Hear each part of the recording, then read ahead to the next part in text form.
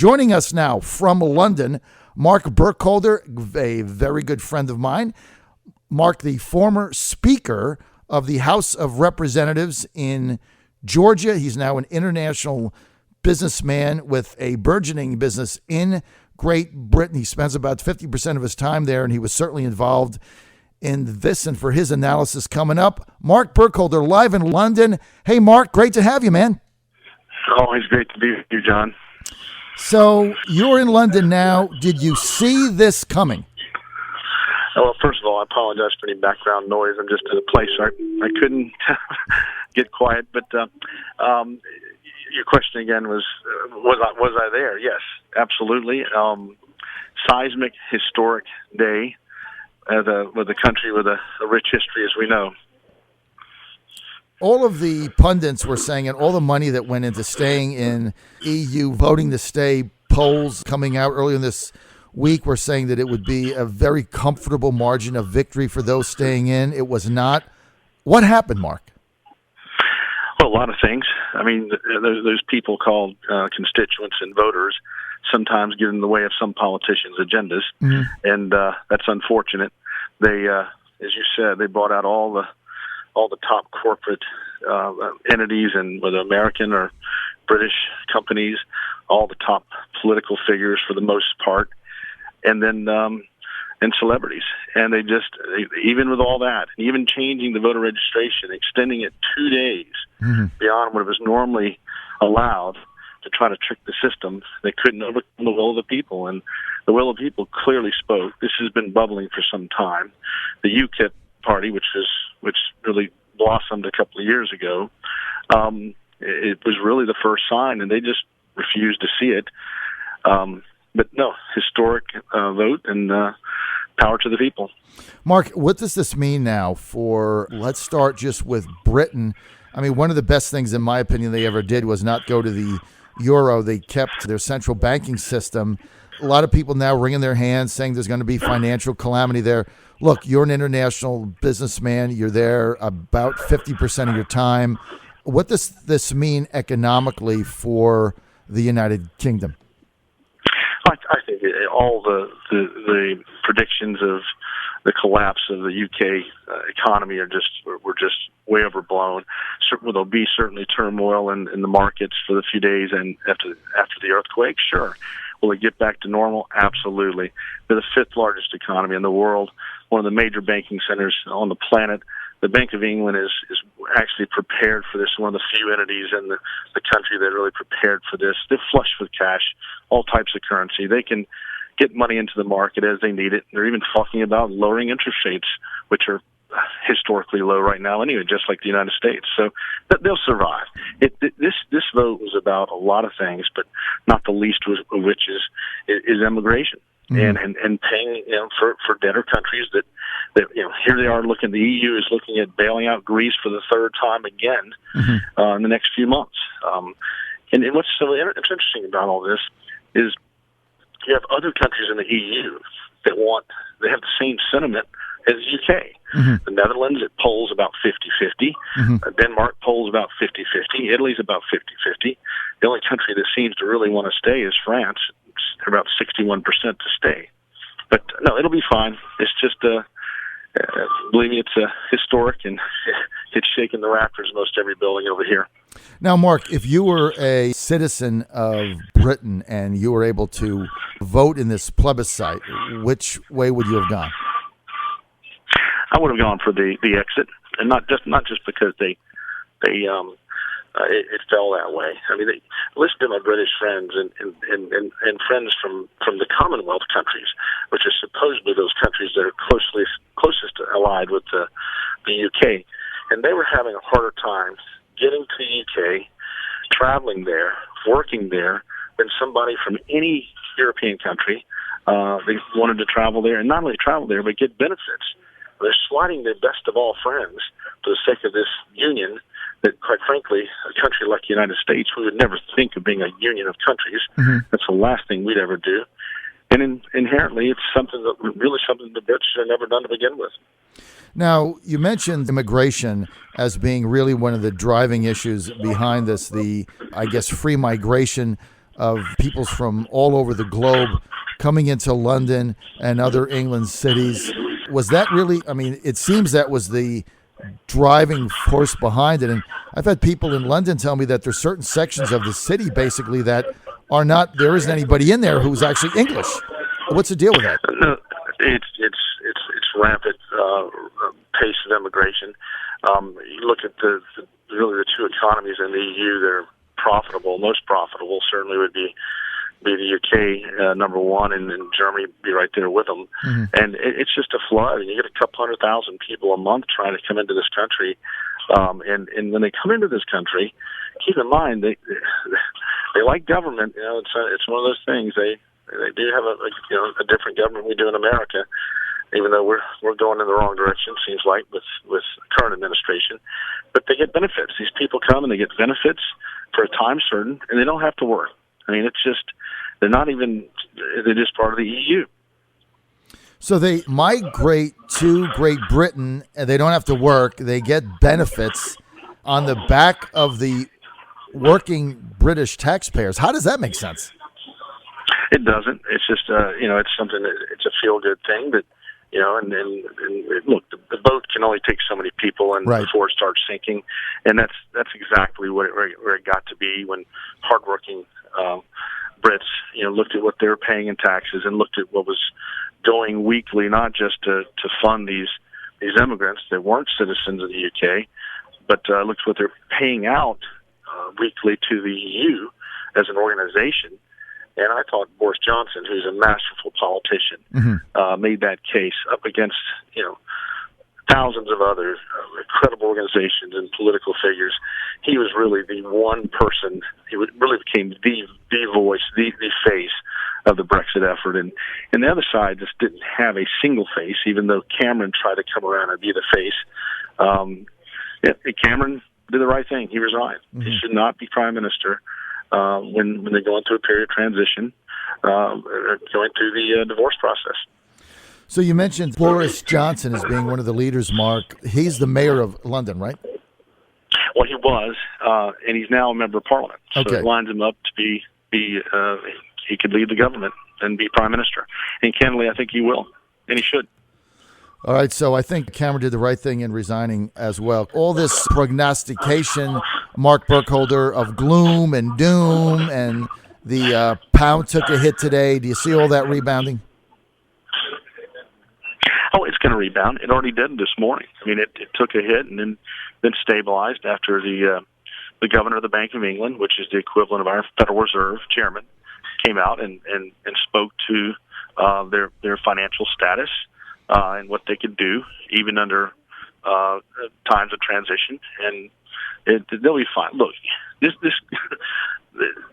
Britain, England existed for thousands of years by themselves, mm-hmm. without being part of any union. Mm-hmm. Colonized the planet. They've got, they've tentacles all over the world. They do business all over the world, and they're just geared up to do business all over the world, and that's just not going to change overnight.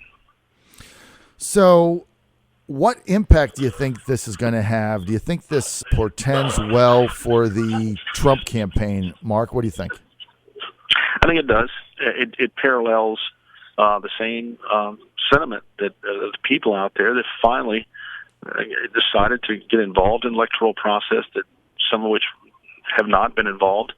And look, when you go, it's a powerful vote when you go to vote against something. And the Trump voters are going against the status quo. Mm-hmm. And that's what the voters of Britain did yesterday. And what's going to be a little complicated over here, I will say this, is that now the Scottish people are now calling for another referendum on their departure from the UK. Mm-hmm. So this could be quite interesting, because that leaves Wales and Northern Ireland and England if Scotland were to leave, because Scotland does, the people of Scotland, at least from what I see, want to be part of a union of the EU. And the only way to get there is not by staying with, obviously, the UK now, but going independent and joining the EU on their own. Well, that should be an interesting thing. I never thought of that. So their objective would be to get out of the United Kingdom and then go to the EU. Yeah, and as you know, just a year ago or so, they voted on a referendum for independence it failed by narrow margins. Right. And now they made it clear along this debate. I mean, Scotland voted to stay. That area voted to stay in the EU, what the results showed last night, and so that it may get more complicated. But you know what? Again, England is a country, is a very strong economy. It's not the financial center of the world. It's top two, and they're quite well suited to weather any kind of change, and that's really all it's going to be, is a change. Mark, let's get to the major parties in Britain. This is a victory, obviously, for Boris Johnson and some of the Conservative members of Parliament that were behind this effort. What is it going to say about Neil Farage and his UKIP party? You think in the next round they're going to gain some momentum? Which should. It really validates a lot of what he's been saying, and Boris Johnson more effectively, I think, made the case. But they, certainly, Mr. Farage was involved heavily with this Brexit effort, or Leave effort, I should say. He's not a member of Parliament, but he was at one time what is the leader of UKIP.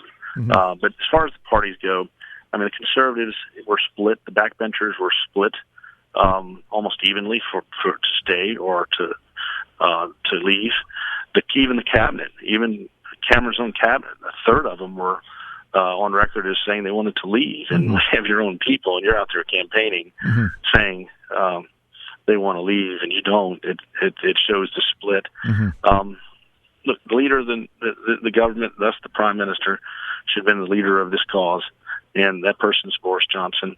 As far as the other parties, the Liberal Democrats have faded away. Their numbers are so small now, even though they helped form the coalition in 2010. They're about gone. Labour Party was also split on this, oddly enough. So it was a peculiar coalition of people. It was just people. It was just people who just were smart enough to say enough was enough.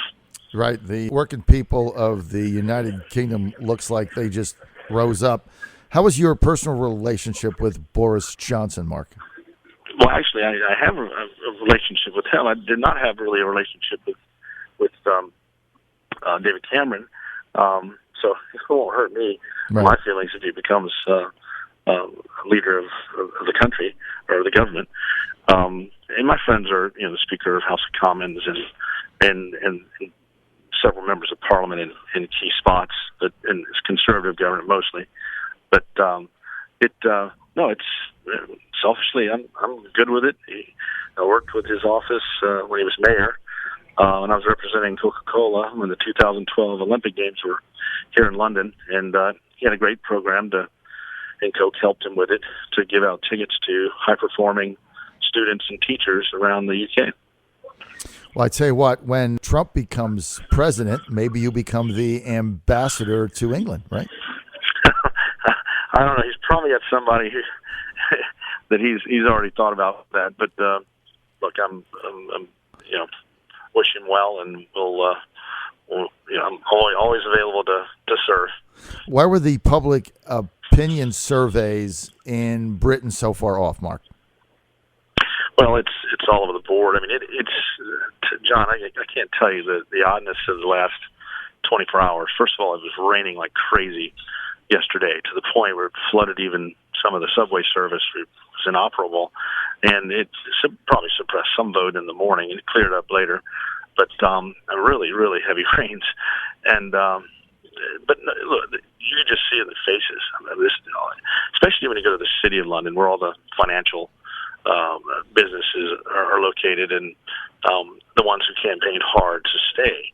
I mean, they're in shock, and.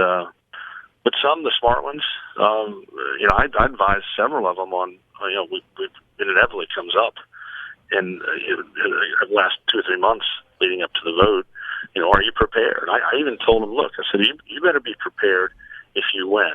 If the state people were to have won, I told them you need to be prepared, because you'll have about half the people in this country upset not getting their way. Mm-hmm. You can't just move forward and say, okay, we won 51-49, and mm-hmm. it's over. Mm-hmm. So both sides need to be prepared, and the smart ones have. The law firm that I'm affiliated with, which is Denton's, it's the largest law firm in the world. We've been making arrangements for this for months, even though a lot of our firm was campaigning to stay for a number of reasons. But no, they're prepared, and I think the smart ones did plan for either scenario. Are we ever going to see a Mark Burkhalter for Congress or Senate campaign in Georgia?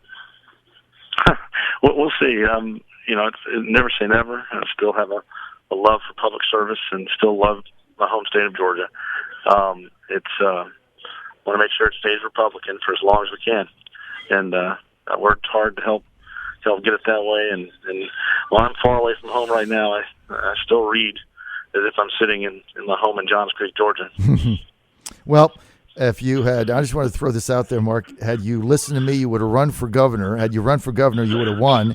Now it'd been your second term, and you'd be on Donald Trump's short list of vice presidential candidates. I'm just saying, I had the whole thing pegged, right? You got to listen to me, Mark. John, you gave me a lot of great advice, and I should have followed all of it, honestly. All right. We're out of time. I want to thank Mark Burkhalter for being with us live in London for that up-to-date report on the scene. He is the former Speaker of the House in Georgia and now an international businessman, spends a lot of time in the United Kingdom. Mark, give my best to your family and tell everybody I said hi.